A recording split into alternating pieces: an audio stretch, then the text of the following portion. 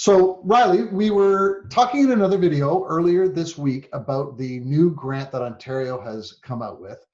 They finally released it. Applications are open, but it's not all that easy to find more information on it, right? Right. As usual, the information is a little bit hard to find online, but there is a guide that the government has put out that you found so that we can Yep. give everybody the link to, and I'll link that in the bio so you can just click on it and click through the requirements. But we'll go through it a little bit first. So the grant itself, it's a minimum of $10,000 up to a maximum of $20,000. And it's for small businesses who have had to close down or significantly restrict their businesses since the provincial shutdown started on December 26th. So if you weren't open on the 26th for whatever reason, you're not going to qualify for this. This is for a business that, right, as of Boxing Day, you had to have a change in your operation. And the list in the guide here that we'll go over in a minute is actually pretty detailed. And there's a lot of businesses that it covers, but there is a lot of businesses that it leaves out too. So, Right. So you did have to close or significantly restrict services because of the shutdown. You also needed to have fewer than 100 employees at the enterprise level. And then you need to have a minimum of a 20% decline in revenue in April of 2020 compared to April of 2019. Now, if you are a new business, there is an option for you to select different comparison dates. If you're one of those new businesses, or if you are like a ski hill or a winter seasonal business, then you can select different dates for that. that's right. But it does still have to be a 20% drop. Right. Right. Yeah. Yeah, absolutely. And if you're a summer seasonal business, unfortunately, you wouldn't qualify because you'd be shut down anyways by virtue of the fact that you were a summer seasonal business and weren't open on December 26th. So unfortunately, for all of the summer operations, this is a non-starter. Right. If you were already required to close before the provincial shutdown, or if you are currently permitted to operate with capacity restrictions, then you're not eligible.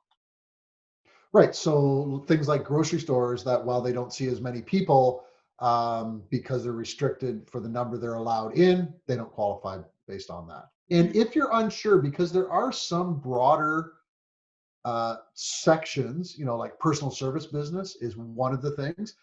To me, that could be hair care or that could be dental, right? So if you're unsure, I would say fill in the application and let the government decide. They haven't said how they're going to decide how much you get. Simply, it's that it's between 10 and 20,000. Right. So if you feel like you maybe, yep, it looks like I fit somewhere on that list, fill out the application.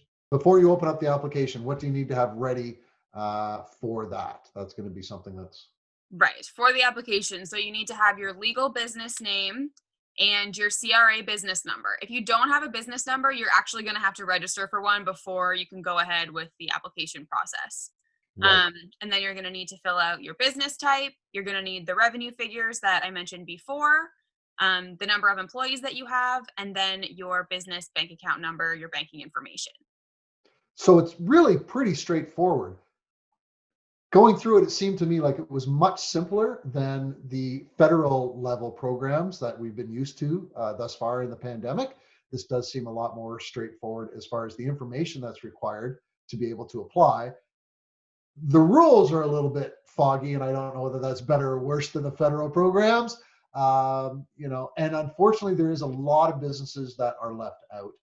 Construction would be one that, specifically hardware stores, so suppliers to construction actually qualify, but those working construction don't. So there does seem to be some holes in the program, unfortunately. Again, if you're unsure, I would say absolutely go look at the guide that we have the link for here. And if you fit anywhere on that list of business, then apply for sure and see what the government says.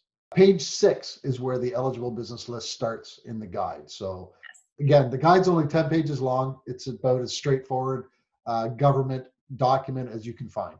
Yeah. And if you do apply and you are accepted, then you will receive payment within about 10 business days, which is a pretty quick turnaround, I would say, for your application. So that's good too.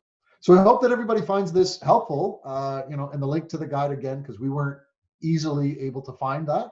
So if there are any questions that any of our clients have once they've had a look at this, feel free to reach out. We're here to help.